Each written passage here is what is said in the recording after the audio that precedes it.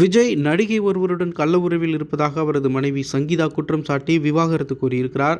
இந்த நிலையில் இந்த விஷயம் குறித்து முதலமைச்சர் குடும்பத்திடம் சங்கீதா உதவி கேட்டதாக தகவல்கள் வெளியாகியிருக்கிறது. அதாவது விஜய் விஷயம் குறித்து முதலமைச்சர் குடும்பத்தில் நெருக்கமான நபரிடம் சங்கீதா பேசியிருக்கிறார். ஆனால் முதலமைச்சர் இந்த விஷயத்தில் எதையும் செய்ய வேண்டாம் என்று கூறிவிட்டார். தேர்தல் வரை இதில் எதையும் செய்ய வேண்டாம் என்று சொல்லிவிட்டார் என்று தகவல்கள் வெளியாகியிருக்கிறது. விஜய் அரசியல் கட்சியை தொடங்கியதிலிருந்து பல்வேறு விமர்சனங்களுக்கு உள்ளாகியிருக்கிறார். குறிப்பாக கரூர் சம்பவத்தில் அவரை பார்க்க வந்து நெரிசலில் சிக்கி 41 உயிர்கள் பலியான விஷயத்திலும், அதை விஜய் கண்டும் காணாமல் சென்ற விஷயத்திலும் விஜயின் பெயர் ரொம்பவே டேமேஜ் ஆகியிருந்தது. அதைத் தொடர்ந்து வருமான வரி விஷயத்திலும் நீதிமன்றத்தால் சிக்கலுக்கு உள்ளானார் விஜய். தற்பொழுது அவரது மனைவியே விஜய் குறித்து சரமாரியாக விமர்சித்திருக்கிறார்.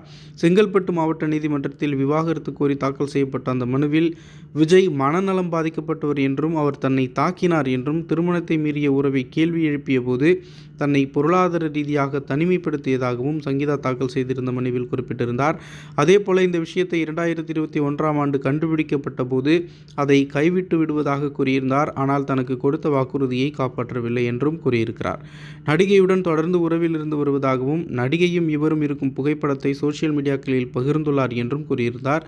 இப்படி இருக்கையில் விஜய் தொடர்பாக முதலமைச்சரின் குடும்பத்தில் சங்கீதா உதவி கேட்டிருப்பதாக தகவல்கள் வெளியாகியுள்ளன என்பதும் குறிப்பிடத்தக்கது.